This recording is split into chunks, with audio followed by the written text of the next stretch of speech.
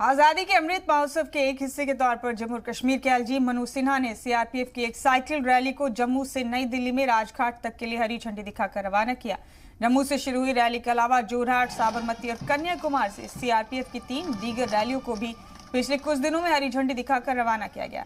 सभी 4 साइकिल रैलियां 2 अक्टूबर को दिल्ली के राजघाट पहुंचेंगी। यही रैली अख्ताम पजीर होगी। ये रैली एक दिन में 70 से 80 किलोमीटर की दूरी तय करेगी। साथ ही रास्ते में जंग आजादी से जुड़े तारीखी मकामात का दौरा करेगी। सीआरपीएफ की साइकिल रैली को रवाना करते हुए एलजी मनोज सिन्हा ने कहा कि जम्मू कश्मीर की मुश्किलात पर काबू पाकर यहाँ के लोगों ने तरक्की की एक नई सुबह देखी।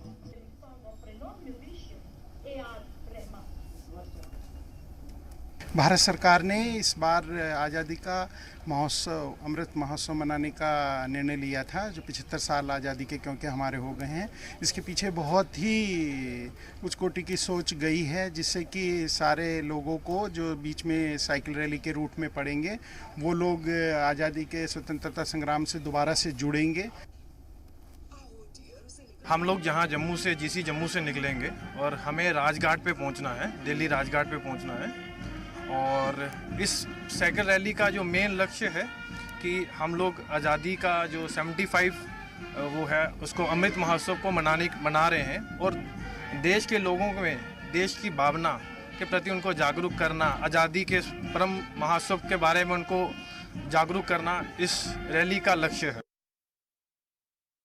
जिस तरह से ये हमें शिक्षा दी है कि जो हमें ट्रेनिंग दी है कि किस तरह से हमने डिसिप्लिन के बरकरार रखना है, डिसिप्लिन को भी रखना है, और जो आज़ादी के बाद जिस तरह पर हमारे जो आज़ादी के नेता थे उनके मुताबिक भी हमें सिखलाई दी गई है। हमने हर कार्य अपने तरीके से बहुत बढ़िया से कर रहे हैं। हमारे लिए सीआरपीएफ के लिए बड़े गर्व की बात है कि आज आज़ादी के अमृत महोत्सव के उपलक्ष्य में ये सीआरपीएफ साइकिल रैली चल रही है। ये जम्मू से दिल्ली राजघाट तक चलेगी। आज ये स्टार्ट होने वाली है और 2 तारीख वहाँ पहुँचेगी। इसी तरह से भारत में जोरहाट, कन्याकुमारी और साबरमती से भी साइकिल रैलियाँ चल रही है सीआरपीएफ तरफ से। वो भी तीनों रैलियाँ हमारे रैली के साथ वहाँ 2 तारीख वहाँ पहुँचेगी। कन्याकुमारी, जोरहाट, साबरमती आश्रम तथा आज जम्मू से जब केंद्रीय रिजर्व पुलिस बल की 4 टीमें एक साथ दिल्ली पहुंचेंगी तो 4 अलग अलग जगहों के विचार प्रवाह को ये राजघाट पर प्रदर्शित करेंगे।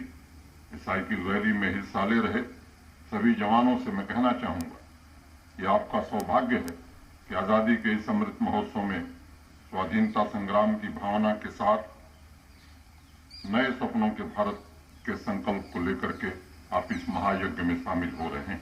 मैंने स्वतंत्रता दिवस के अवसर पर जम्मू कश्मीर के सभी नागरिकों से आग्रह किया था कि 25 साल बाद जब हम स्वतंत्रता की शताब्दी मनाएंगे, उस वक्त इस यूनियन टेरिटरी का विकास किस तरह से होगा, तो उसकी तैयारी अभी से करने की जरूरत है, अभी से उसकी योजना बनाने की आवश्यकता है।